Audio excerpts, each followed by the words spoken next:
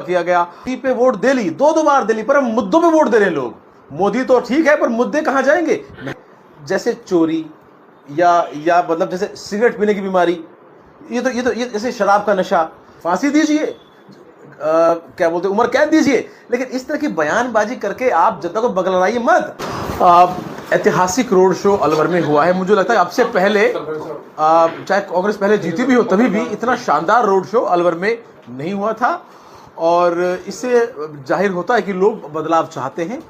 और अलवर की दुर्भाग्य रहा कि हमेशा बीजेपी ने बाहर के लोग भेजे, तो कहीं ना कहीं अलवर के लोग अपना खुद का एक सांसद चाहते हैं जो अलवर की लोकल प्रॉब्लम्स को समझ सके और उन्हें देश की सबसे बड़ी पंचायत में जाके रख सके।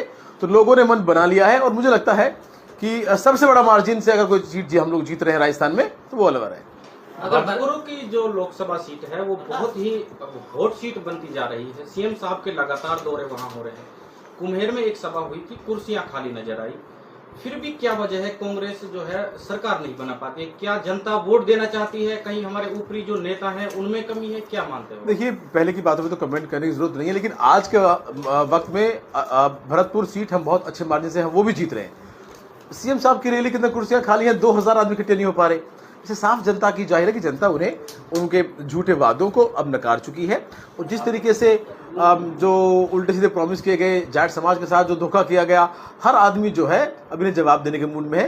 बहन संजना जाटव युवा हैं, पढ़ी लिखी हैं, काबिल हैं, और अगर बीजेपी के कैंडिडेट्स की तुलना करें तो हर आदमी का विश्वास उन पर जमता जा रहा है। और मुझे लगता है कहीं ना कहीं जनता ने वहां भी मजबूत मन बना लिया। तो ये जो क्षेत्र है यहाँ से तो निश्चित तौर पर कांग्रेस अच्छी जीत रही है। संजना जी तो यहाँ नहीं है, आप कांग्रेस पार्टी के विधायक रहे हैं।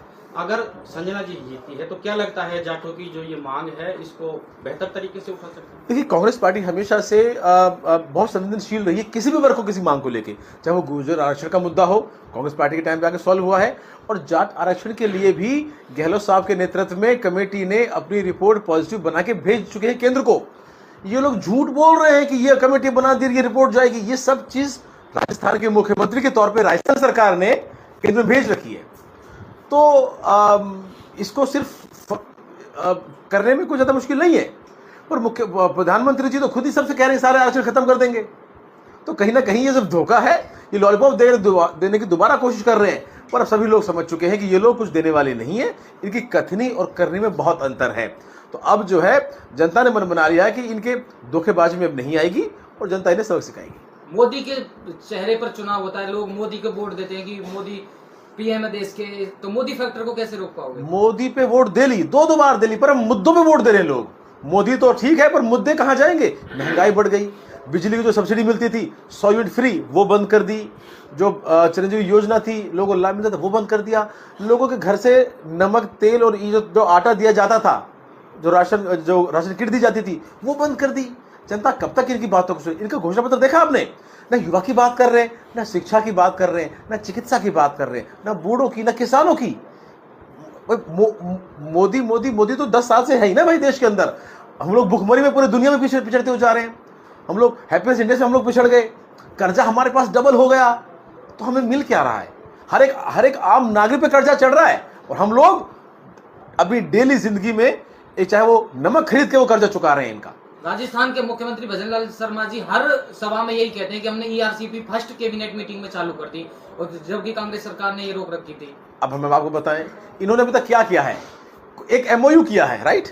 अब ये क्या कहते हैं, उस बार डीपीआर बनाएंगे। पिछली जब वसुंधरा जी की गवर्नमेंट थी उन्होंने डीपीआर बनाई। तो क्या आपको लगता है कि वसुंधरा जी जब मुख्यमंत्री थी उनके अधिकारी सारे नाकाबिल थे, जिन्हें ये नहीं पता था कि बिना एमओयू के डीपीआर बन रही है? लाखों करोड़ रुपए खर्च हुए डीपीआर पे। डीपीआर बन के पहले गई हुई है केंद्र में। इन्होंने वो काम सारा खत्म करके दोबारा जीरो पे ले आए। अब पहले डीपीआर बनेगी, उसके बाद वो प्रोजेक्ट केंद्र में जाएगा, तब तक मामला। राजस्थान सरकार ने पिछली राजस्थान सरकार स्टेट गवर्नमेंट ने 8-10 हजार करोड़ का बजट सेशन करके काम चालू किया, इन्होंने उसको रोका। ईआरसीपी सिर्फ एक मुद्दा दोबारा से इन्होंने उलझा दिया है, और कहीं ना कहीं जनता सब समझ चुकी है। ये लोग सिर्फ और सिर्फ जुमले और झूठे वादे करना जानते हैं, जनता के प्रति भी कोई संवेदनशीलता नहीं है। पर अब जनता इनके जुमलों से भी हो चुकी है। 400 की बात करते हैं, एक नेता विश्वास साथ कह दे कि 400 आ रहे हैं, मुख्यमंत्री जी कह दे, कोई और आदमी कह दे कि अपने त्याग पत्र दे देंगे 400 नहीं आएंगे, तो यकीन नहीं है, फिर नारा किस बात का? तो देखिए, इन नारों से नहीं चलेगा देश चलेगा संविधान से, प्यार से और सबको साथ लेके चलने से। कांग्रेस पार्टी की जो विचारधारा है, राहुल गांधी जी इसको लेके चल रहे हैं, मुद्दों की बात कर रहे हैं, वो किसानों से मिल रहे हैं, वो गरीबों से मिल रहे हैं, ऑटो रिक्शा, एक खेती करने वाले लोग, क्योंकि उनकी जरूरत इस देश में सबसे ज्यादा है। अडानी अंबानी का पेट तो बहुत भर गया, अब तो देश को माफ करिए।